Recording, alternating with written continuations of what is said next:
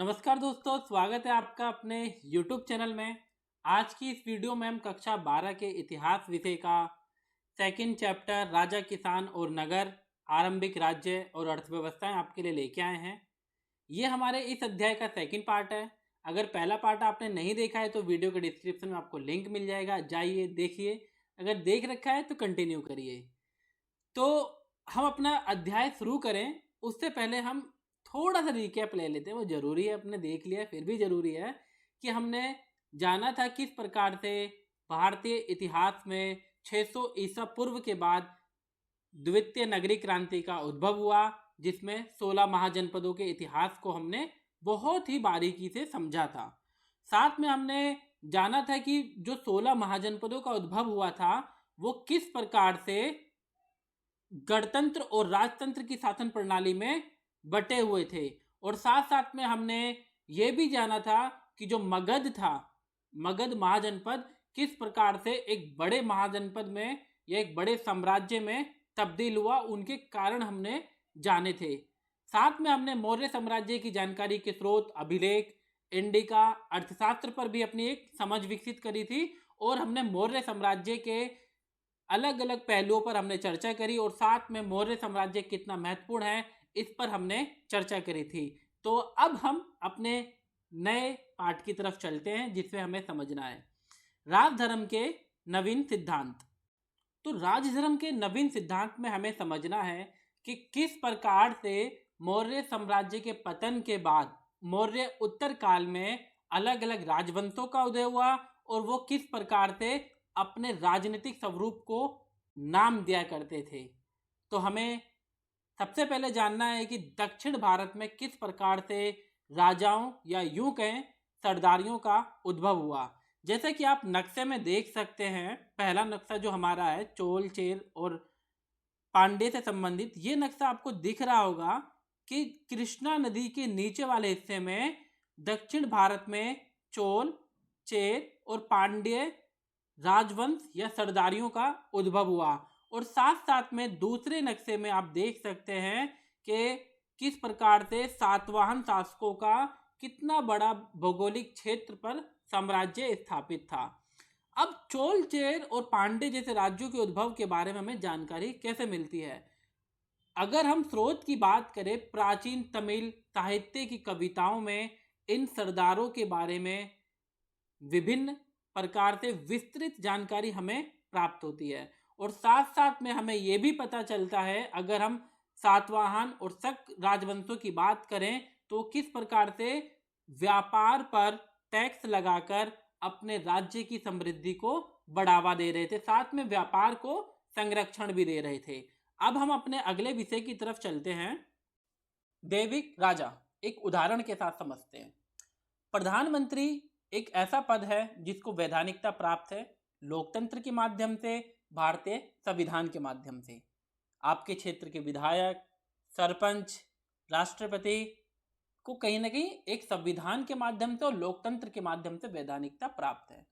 जब हम प्राचीन काल के राजा महाराजाओं की बात करें, जिस समय पर लोकतंत्र के माध्यम से उन्हें चुना नहीं जाता था, सिर्फ और सिर्फ शक्ति के माध्यम से, युद्ध के माध्यम से वो अपना प्रभुत्व कायम करते थे, तो वो अपनी आप को वैधानिकता कैसे प्रदान करते थे कि मैं आपका राजा हूं, आप मेरी बात मानिए। प्रजा विद्रोह क्यों नहीं करती थी अगर वो बड़े से बड़े जुर्म भी सह रही थी। तो इसका वैधानिकता का एक बहुत सर्वव्यापी तरीका था अपने आप को देवी देवताओं के साथ जोड़ना, जिसमें अगर हम बात करें कि कुषाण शासक जो मध्य एशिया से लेकर उत्तर पश्चिम भारत तक राज कर रहे थे, उन्होंने सिक्कों के माध्यम से, मूर्तियों के माध्यम से अपने आप को देवताओं की तुल्य बताया। और साथ साथ में वो अलग अलग धर्मों को, संप्रदायों को संरक्षण भी देते थे, जिससे कि वो जनता की नजर में सही साबित हुआ करते थे, बने रहना चाहते थे। अगर हम बात करें चौथी शताब्दी के गुप्त साम्राज्य के उद्भव की, जो कि अपने आप में एक बहुत बड़ा साम्राज्य था, और भारतीय इतिहास में गुप्त साम्राज्य को स्वर्ण युग की संज्ञा भी दी जाती है, उन्होंने भी अभिलेखों, सिक्कों, मूर्तियों और अलग अलग साहित्यों प्रशस्तियों के माध्यम से अपने आप को दैविक राजा के तुल्य बताया। अब हम अपने अगले विषय पर चलते हैं।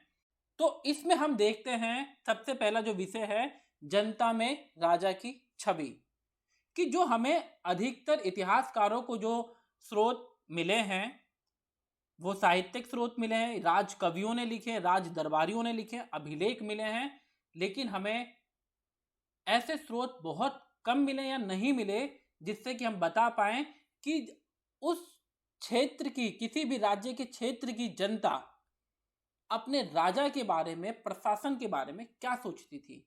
तो इतिहासकारों ने इसका एक तरीका निकाला कि जो जनता के बीच में स्थानीय स्तर पर कथाएं गढ़ी जाती थी, कही जाती थी, सुनी जाती थी, सुनाई जाती थी, गाई जाती थी, उनके माध्यम से समझा कि इतिहास जनता राजा के बारे में क्या सोचती है। उन्हीं दो कथाओं का उदाहरण हमारी पाठ्य पुस्तक में दिया गया है, एक जातक कथाएं, एक पंचतंत्र। पंचतंत्र को तो आप बखूबी जानते ही हैं, जातक कथाओं को भी आप जानते होंगे, अगर नहीं जानते गूगल कर लीजिए, आपको मिल जाएंगे। तो यहाँ पर एक उदाहरण दिया गया है, बहुत खूबसूरत उदाहरण है गणतेंदु जातक कथा का, जिसमें एक राजा, कुटिल राजा कहना ज्यादा अच्छा होगा क्योंकि हमारी किताब में कुटिल राजा की संज्ञा दी गई है। एक कुटिल राजा अपनी छवि जानने के लिए जनता के बीच में जाता है, भेष बदलकर, वो राजा की तरह नहीं, एकदम गरीब आदमी बनके जनता के बीच में जाता है और कहीं ना कहीं जनता से जानता है, बात करता है। तो उसे पता चलता है कि जनता उसके प्रशासन से बहुत ज्यादा निराश है। जनता का कहना था कि रात को तो हमें चोर डाकू लूटते हैं, लेकिन दिन में राजा का और राजा के प्रशासनिक सैनिक हमें ज्यादा लूटते हैं।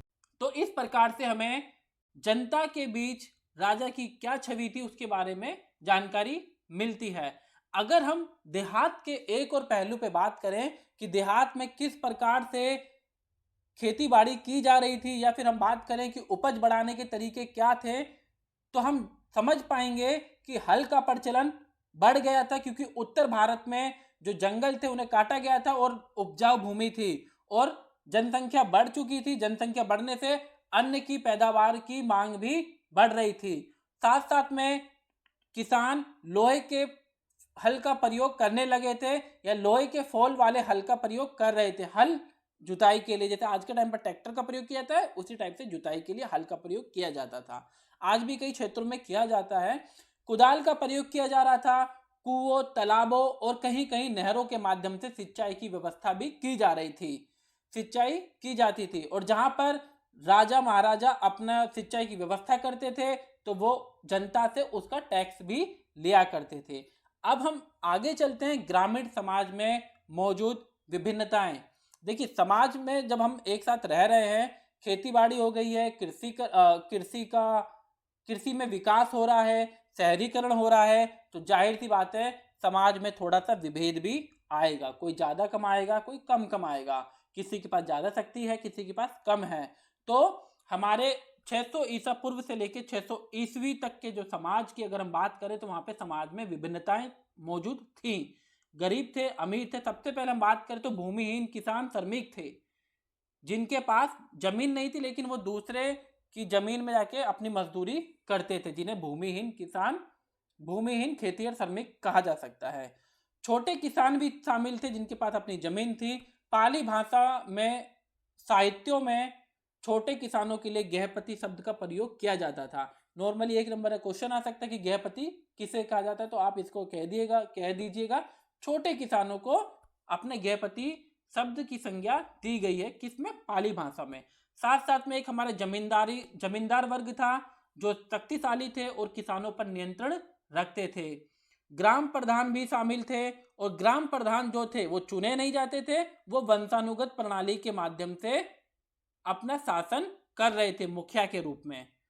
अगर हम आगे चलें अपना अगले विषय पर, अब जो हमारा अगला विषय है भूमिदान और सम्राट ग्रामीण, इसमें हमें जानना है कि इस काल में भूमिदान दिया जाने लगा था। भूमिदान मतलब किसी राजा के पास ज्यादा जमीन है तो वो किसी को दान कर रहा है। हो सकता है कि वो धार्मिक कारण से दान कर रहा हो, या फिर हो सकता है कि अपने सैनिक को दान कर रहा हो, या फिर हो सकता है उसके पास इतना पैसा नहीं था कि वो अपनी सैनिक की आय दे सके या अपने दरबारी की आय दे सकते, तो वो जमीन दे देता था और कहता था कि आप भाई इससे कर व्यवस्था, जो उस जमीन है, कोई गांव है, वहां के जो निवासी हैं जो कर देंगे आप उससे अपनी इनकम कमा लेना। तो अब हम देखते हैं भूदान परंपरा।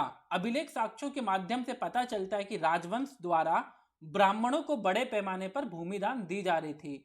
इन अभिलेखों से राजनीतिक स्वरूप के साथ साथ जनता के बारे में भी विस्तृत जानकारी मिलती है।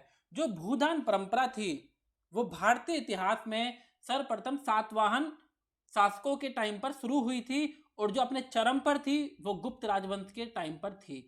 जब कोई भी राजा महाराजा या कोई भी बड़ा व्यक्ति भूदान देता था तो शुरुआत में सिर्फ भूमि दान दे दी, बाद में जो उसके क्षेत्र के आसपास की जनता है उनको भी साथ में दान दे देता था, एक तरीके से कि इस जनता पर आप कर लगा सकते हैं, कानून व्यवस्था आप लागू कर सकते हैं, न्यायिक प्रणाली की जिम्मेदारी आपकी है। अब बात आती है कि भूमि दान क्यों दिया जा रहा था। इतिहासकारों के एक समूह का मानना है कि नए किसी क्षेत्रों के विस्तार के लिए भूमिदान दिए जा रहे थे।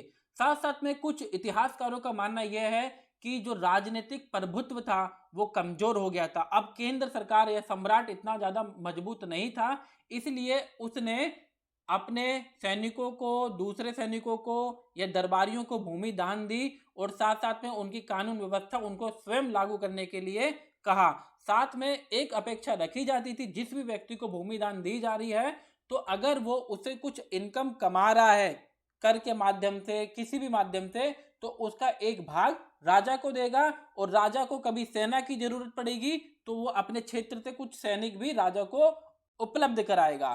साथ साथ में धार्मिक कारणों से भी भूमि दान करी जा रही थी, क्योंकि राजा महाराजा अपने आप को देवतुल्य स्थापित करते थे, प्रजा की नजर में अच्छा बनना चाहते थे, तो वो धार्मिक कारणों से भी भूमि दान दी जा रही थी, जिससे कि वो बता पाए कि हम धर्म को संरक्षण दे रहे हैं। अब जो हमारा अगला विषय है नगर एवं व्यापार।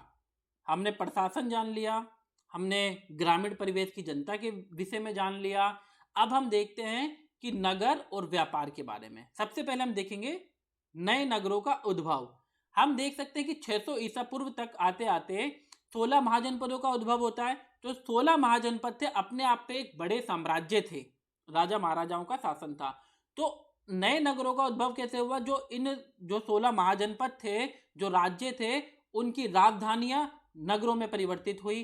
साथ साथ में नदी के किनारे, समुद्र के किनारे जो व्यापारिक केंद्र थे वहां पे नगरों का उद्भव हुआ। कुछ प्रशासनिक केंद्र थे, वहां पे नगरों का उद्भव हुआ।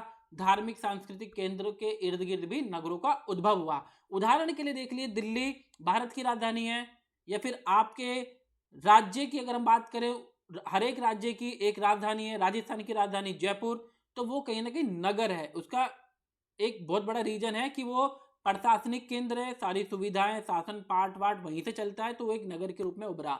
अगर हम बात करें मुंबई की बात करें, कलकत्ता की बात करें, तो वो क्या है कि वो समुद्र के किनारे बसे हुए नगर हैं। और अगर हम बात करें धार्मिक सांस्कृतिक नगरों की, अयोध्या, जगन्नाथपुरी, उज्जैन, मथुरा इत्यादि धार्मिक नगर हैं। तो उसी प्रकार से उस टाइम पर कुछ नगरों का उद्भव हुआ। अब एक चीज है कि शासक वर्ग किलेबंद में रहते थे, तो उनके बारे में हमें जानकारी किलों के माध्यम से, उनके साहित्यों के माध्यम से, अभिलेखों के माध्यम से। अब हम बात करते हैं जो जनता, जो सामान्य जमीन पर रहती थी, तो उसके बारे में जानकारी हमें कैसे मिले। अब देखिए, अगर हम उदाहरण लें लाल किले का, लाल किले में हम देख सकते हैं कि लाल किले से हमें राजा महाराजाओं के बारे में जानकारी मिल जाएगी, लेकिन लाल किले के बाहर चांदनी चौक की गलियों में कौन लोग रहते थे उस टाइम पर किसी काल विशेष में, या फिर पुरानी दिल्ली के आसपास कौन लोग रहते थे, तो हमें उस क्षेत्र की खुदाई करनी पड़ेगी। अब क्योंकि आज के टाइम पर वहां जनता रहती है, दुकानें हैं, सड़क बन चुकी है, उनकी खुदाई करना संभव नहीं है। तो इतिहासकारों को अन्य स्रोतों पर निर्भर रहना पड़ता है। तो 200 ईस्वी तक आते आते इतिहासकारों को कई सारे दानात्मक अभिलेखों की प्राप्ति हुई है। दानात्मक अभिलेख मतलब कि जो दान किसी व्यक्ति ने, जैसे कि लोहार वर्ग ने कुछ दान दिया है और उसने एक अभिलेख एक चट्टान पर या फिर एक किसी भी फ्रेम पर लिखवा दिया कि ये लोहार समाज द्वारा दिया गया दान है। तो इसी प्रकार से कई सारे अभिलेखों की हमें प्राप्ति हुई है, जिससे कि दाता का नाम और जो दाता मतलब जो देने वाला है और उसके व्यवसाय का नाम दिया होता था। इससे हमें पता चलता है कि धोबी, बुनकर, लिपिक, बढ़ई, कुम्हार, श्रवणकार, लोहार, अधिकार, धार्मिक गुरु, व्यापारियों के माध्यम से कई सारे दान दिए गए थे और वो उस नगरों में रहा करते थे। साथ साथ में हमें अभिलेखों के माध्यम से व्यापारिक संघों के बारे में भी जानकारी मिलती है, जिन्हें श्रेणी कहा जाता है। श्रेणी नॉर्मली एक नंबर का क्वेश्चन आ जाता है कि श्रेणी किसे कहते हैं, या फिर श्रेणी को बोल देंगे इनमें से निम्न में से किसको श्रेणी कहा जाता है। तो एक उदाहरण आप ले सकते हैं, जैसे कोई मार्बल आपके आधुनिक टाइम का, कि कोई मार्बल ट्रेडर्स है, तो मार्बल्स के जो व्यापारी हैं उन्होंने अपना एक यूनियन बनाया और उन्होंने बोल दिया मार्बल ट्रेडर्स यूनियन। तो वो एक तरीके से क्या होगी, श्रेणी होगी, जो अपने व्यापार को व्यापारियों के हित के लिए लड़ती है, व्यापारियों की न्यायिक प्रणाली को देखती है, व्यापार के कौन से कीमतें बढ़ेंगी घटेंगी उसके बारे में देखती है। तो उन्हें एक तरीके से श्रेणी कहा जाता था। ये श्रेणी संभवतः पहले कच्चा माल खरीदती थी और उनसे सामान तैयार करके बाजार में बेच दिया करती थी। जैसे लोहा खरीद लिया, लोहा को पिघलाया, आकार वाकार बनाया, औजार बनाए, तो उन्हें बेच दिया। तो इस प्रकार से हमने नगर समझा और नगर में रहने वाली, निवास करने वाली जनता को भी समझा। अब हम अपने अगले विषय पर आते हैं। हमने ग्रामीण समाज देख लिया, नगर देख लिया, नगर में किस प्रकार से उद्भव हुआ वो भी देख लिया, नगर में कौन सी जनता रह रही थी ये भी हमने देख लिया। अब हम देखते हैं व्यापार के बारे में, कि व्यापार किस प्रकार से चल रहा था। हमने अपना ये वीडियो शुरू करने से पहले ही हमने देखा था कि सातवाहन शासक, शक शासक या फिर चोल, चेर, पांडे किस प्रकार से व्यापार के माध्यम से अपना टैक्स लगा के अपने साम्राज्य की समृद्धि को हासिल कर रहे थे। तो जो व्यापार था उस कालखंड में 600 ईसा पूर्व से लेकर 600 ईस्वी तक बहुत ही फल फूल रहा था।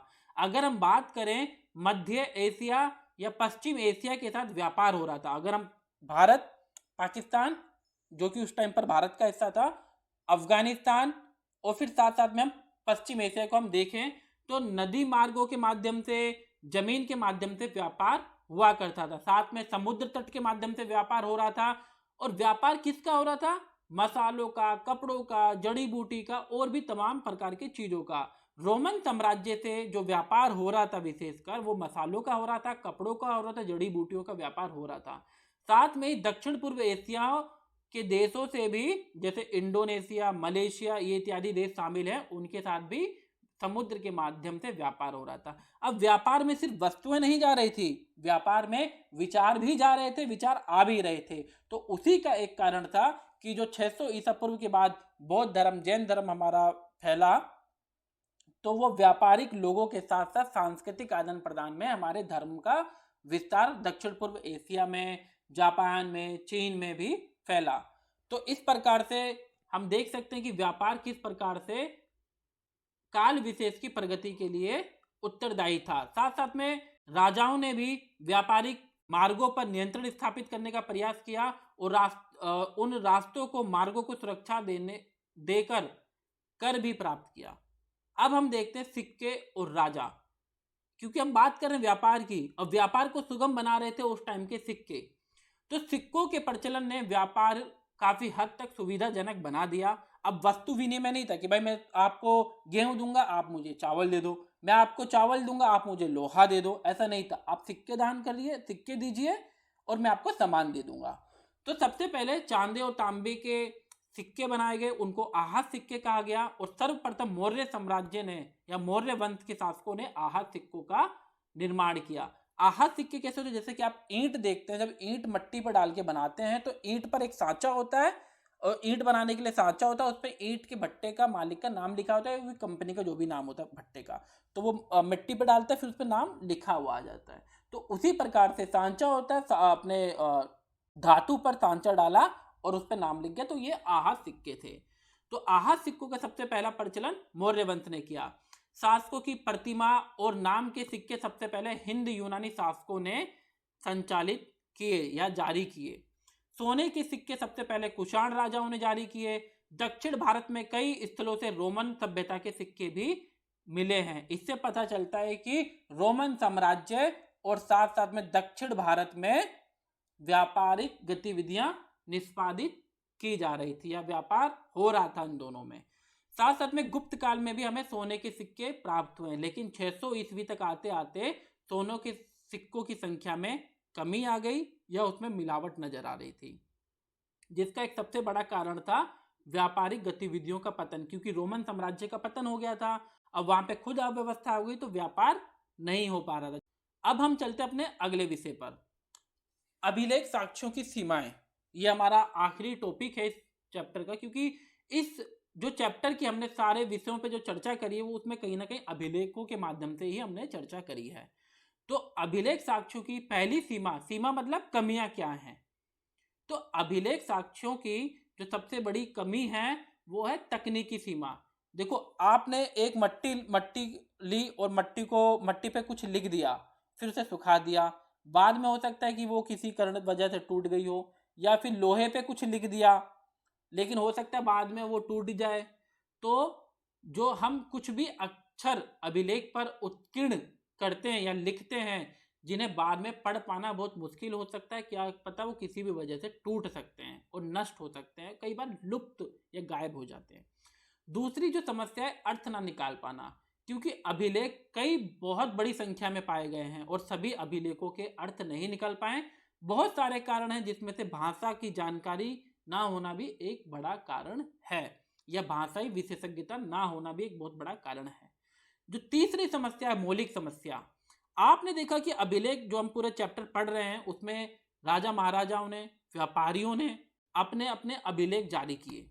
उससे राजा महाराजाओं के बारे में तो जानकारी मिल जाती है, लेकिन जनता के बारे में हमें जानकारी नहीं मिलती कि जनता आखिर किस स्थिति में जी रही थी, महंगाई कैसी थी, खेती बाड़ी के काम किस प्रकार से किए जाते थे, उस बारे में हमें जानकारी नहीं मिल पाती, क्योंकि अभिलेख हमेशा उन्हीं व्यक्तियों पर विचार करते हैं जो उन्हें बनवाता था, जनता के बारे में विचार नहीं करते।